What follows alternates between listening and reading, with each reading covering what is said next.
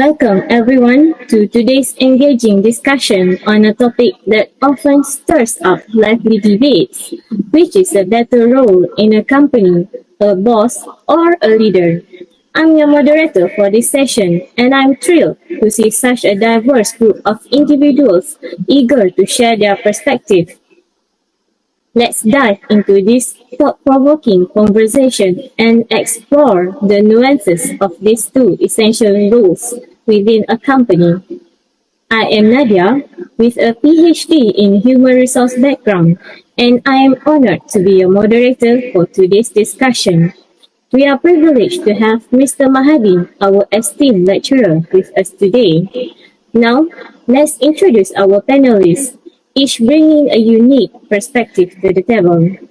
Izzati is a successful business owner who leans towards the boss side of the spectrum. Joining Izzati is Shima, serving as a CEO, holding a key leadership position. She also shares a similar viewpoint with Izzati. On the other side of the spectrum, we have Wani as a human resource professional. Her preference is towards the qualities of a leader. Izzatu, working as an employee in a private company who aligns with the leader perspective. And lastly, we have Daniel as motivator who adds his unique perspective to the discussion, advocating for the qualities of a leader. Izzati, as a business owner, what makes you lean towards the boss role and how has it shaped your approach to leadership? Thank you, Dr. Nadia, for your invitation. As a business owner, what makes me lean towards the boss role is practicing directive leadership. When I am a boss, I need to ensure all my staff know what they are doing by having clear communication between both parties. A boss directive leadership style entails giving clear instructions and expectations. Employees may benefit from explicit guidance in certain situations, particularly when dealing with complex projects or short deadlines. The directive approach of a boss can serve as a compass, guiding teams through challenges and ensuring task discipline. Clarity of roles and expectation is one of the few advantages of directive leadership. When instructions are only given by one person, the communication path is very clear. If an issue arises, employees will not be left wondering who to contact. Everyone working under a directive leader will understand their role in the group and will be trained on their responsibilities. However, the term boss, which is often associated with a stern, authoritative figure, should not limit our understanding of effective leadership, which can take many forms. While decisiveness, which is commonly associated with a boss, is recognized as valuable, it is critical to recognize that effective leaders can embody a variety of traits. Finding a balance between traditional boss like decisiveness and modern leadership equalities is critical in today's intricate business landscape, which is characterized by rapid changes and complexity. Striking this happy medium entails combining strengths from both styles and recognizing that a leader's adaptability, collaboration, and empathy are all equally important. This nuance, but also to increase employee satisfaction by fostering a positive and collaborative work culture, ultimately addressing the multifaceted challenges of modern organizational dynamics. So that's all from me. Very well explained, Ms. Izzati. Shima, as a CEO, you have also expressed a preference for the boss role. Could you share your insights on why this perspective resonates with you? Thank you, Dr. Nadia. Ladies and gentlemen, I appreciate your presence today, and I'm honored to share some insight into my role as the CEO, particularly in the context of my inclinations toward the boss role within the specific dynamic of our high-stress industry, a sentiment that resonates with the sentiment emphasized earlier.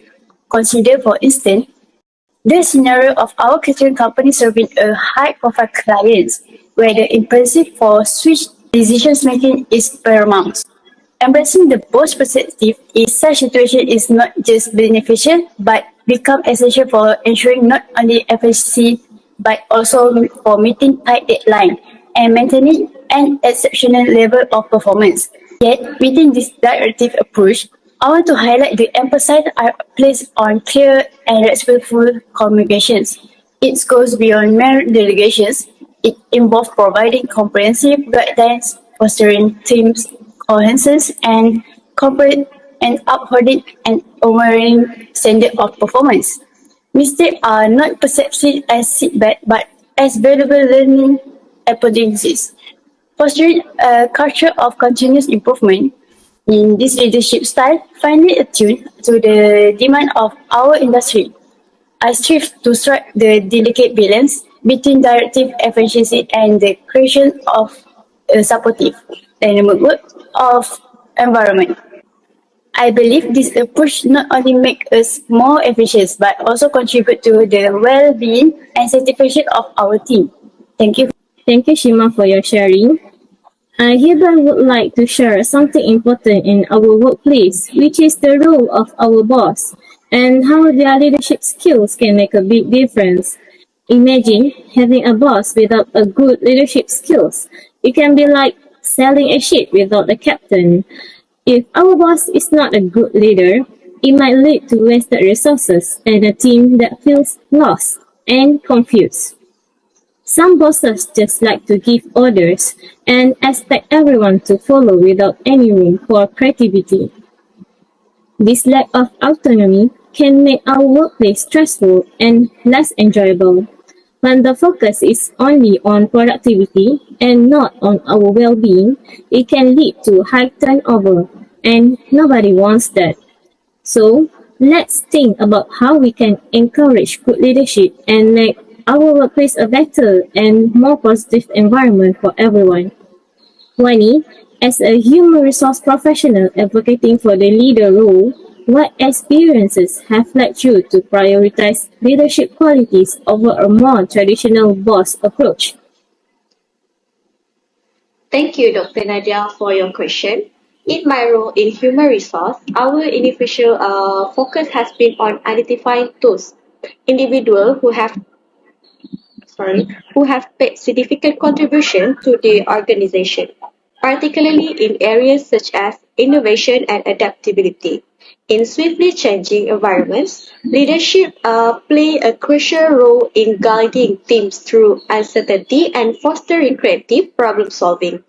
Contrastingly, the boss-centric approach tends to establish a hierarchical structure where decision-making and authority are centralized at the top. A boss assigns duty and expects them to be accomplished without any involvement or recognition.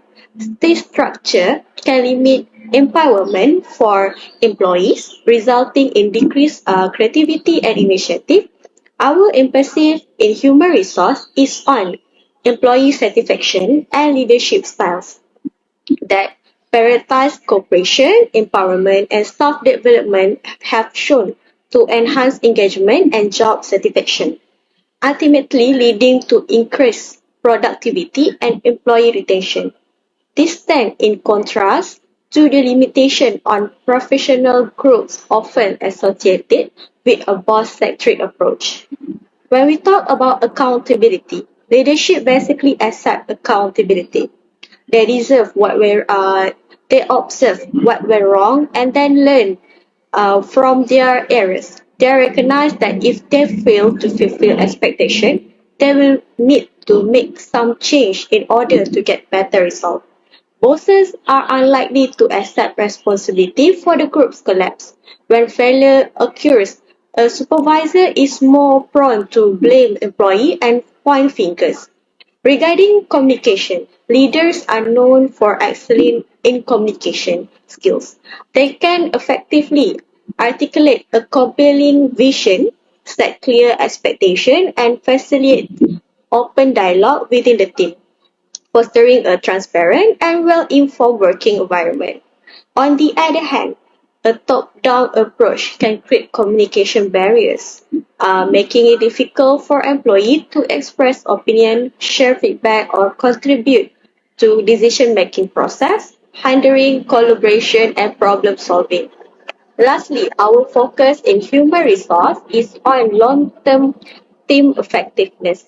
Leaders who embody qualities such as a vision, inspiration, and emotional intelligence can effectively inspire and motivate their team. This is a departure from the more traditional boss approach that heavily relies on authority alone. You have a strong point there. Ms. Izatul, as an employee in a private company covering the leader perspective, how does this preference impact your work environment and what benefits do you see in having leaders rather than bosses? Thank you, Dr. Nadia. As an employee, I have worked on a company with a large operating scale and among the main industry players. Along the way, I have been working with a lot of professionals and I can see what kind of perspective they have, whether they are the boss type or the leader type.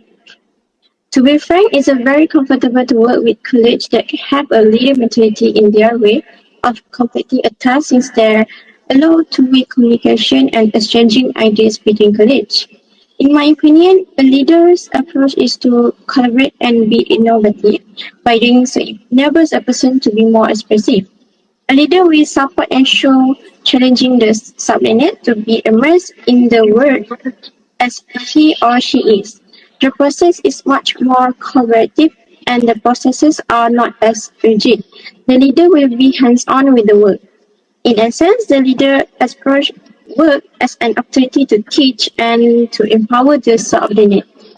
As for me, being able to express my method of work and being acknowledged for doing such a boost to complete my assigned task. Even though mistakes happen sometimes, a leader takes accountability on the matter and learns from those mistakes and their team members.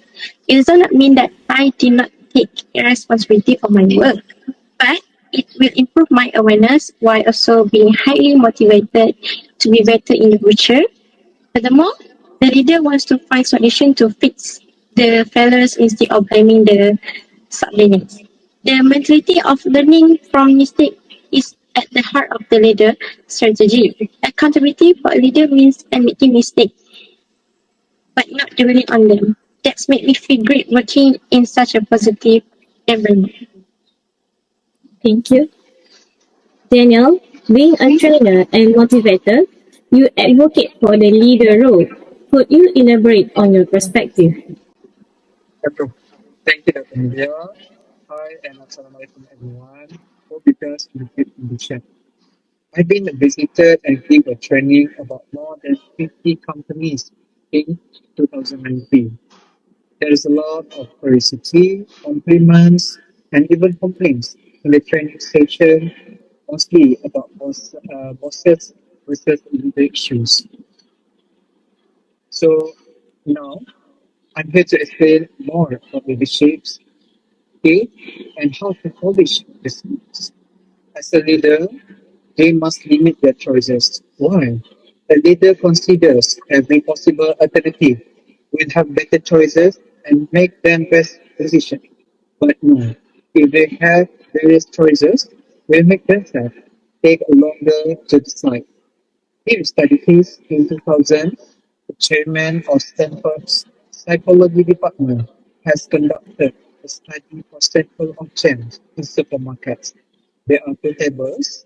The first table, they have 24 jams, and another table, they have 6 jams only. They found there are equal number of people who test jams, but huge difference in purchasing result. 3% of those who test at the table 24 jams bought a jar, and another 30% of those who test at table 6 jams bought a gems. This study shows if you have more than 5 choices, it will make more difficult time deciding on not to make decision. Next, emotional self-control.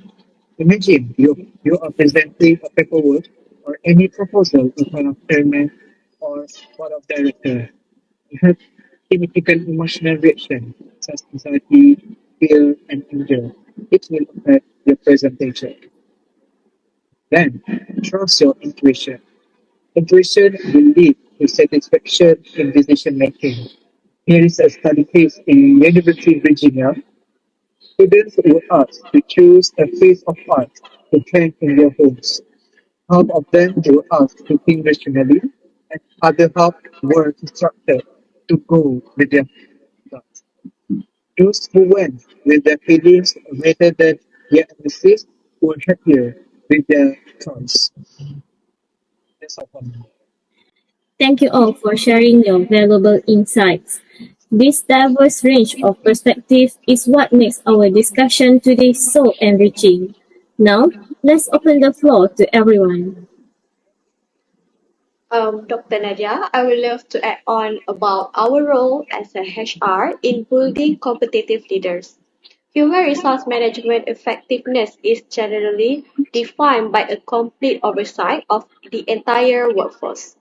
It requires that all employees be psychologically linked with workplace trained, consistently capable, and determined for competitive, if not superior, performance. The term ability refers to the workforce collective skills, knowledge, and competence, whereas willingness implies that the nature of work content that the condition under which job tasks are performed should be not only psychologically satisfying but also psychologically rewarding.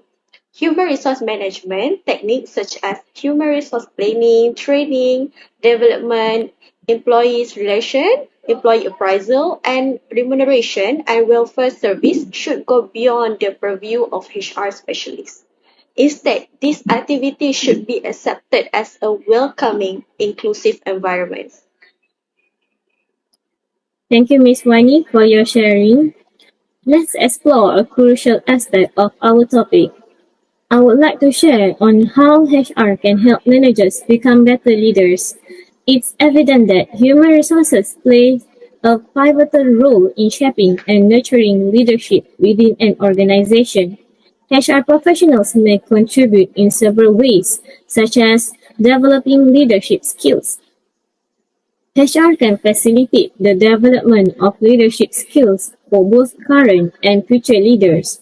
By creating learning programs at both micro and macro levels, HR ensures that leaders understand the details influencing their decisions, helping them shape their identity as effective leaders. In terms of leadership recruitment, appraisal, and promotion systems, the implementation of robust systems is crucial. These systems help organizations ensure that individuals with existing and potential leadership capabilities are identified and placed in leadership roles. This strategic approach contributes to the overall success of the organization.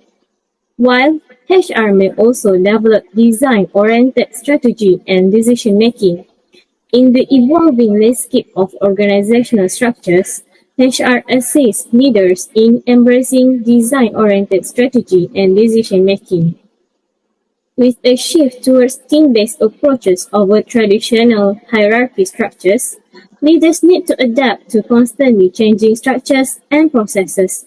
HR professionals play a vital role in guiding this adaptation process. Well, Ms. Izatul, are there any strategies that can hold back the employees? There are a strategy that can be implemented, which is to find employees' natural strength to unleash their full potential, meaning allowing employees the flexibility to identify, develop, and exercise their God-given abilities. Also help them align their roles and responsibility with their natural strength. Second strategy to grant employees greater input and autonomy. When employees strongly agree that their opinions count at work, they are more likely to feel personally invested in their job. And last strategy to hire rational managers to carry out positive change in terms the manager can have considerable one time to listen and understand what makes their employees tick and what motivates them is directly at the core of the team. Wow, that's a great explanation. By looking at all perspectives from all speakers, Can we say that leaders are better than bosses? Miss Izzati, what's your opinion regarding that? Yes, I agree with the statement that a leader is beyond a boss.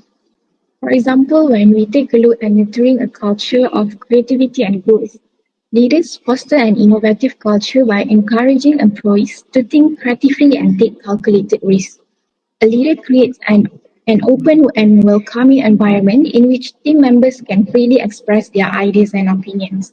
They clearly communicate objectives to the team and their actions are aimed toward achieving goals together. This approach not only encourages innovation but only empowers employees to contribute to the growth of the company. A business owner such as me can drive continuous improvement and adaptability by embracing new ideas and valuing diverse perspectives, ensuring the organization's long-term success and competitiveness. Thus, prioritizing employee employment and extensive team development initiative may be viewed as a luxury in some fast-paced and resource-constrained environments. A more directive and task-focused approach may be perceived as a more efficient use of resources in situations where rapid adaptation to market changes is critical. Now, let's pass to Miss Shima. Is there anything you would like to add? I appreciate what Ms. Izzati shared. Creating a positive work culture and bringing out our employees' best are key to our success. On the leader versus boss topic, I'm with the idea that the leader do more than just manage. Making a creative environment is crucial. Leader, as Ms. Izzati said, push for a new ideas and very different view, letting our team contribute to the company growth. As a CEO, I get that we all need to keep getting better and be ready to change in any rules. Embracing new ideas and different perspectives isn't just good. It's a must for us to succeed into the business world. Being adaptable and creative matters a lot. But let's keep it real. Sometimes in situations, being direct work, finding the right mix between big visions and practicalness is tricky. And it depends on what's going on. Okay, Dr. Nadia, I have something to interrupt regarding to my first speech. Besides, leadership also impacts organizational performance. But how? First, leadership itself helps inspire hard work. A good leader knows how to tap an inspiration here to set up and achieve something bigger for personal development, performance that affect organizational profit. Second, leaders can improve efficiency by providing everyone working with the same goals and they know how to delegate the task with the right person. Lastly, leadership also helps reduce mistakes by identifying potential problems early and help them all to avoid costly mistakes. That's all. from me.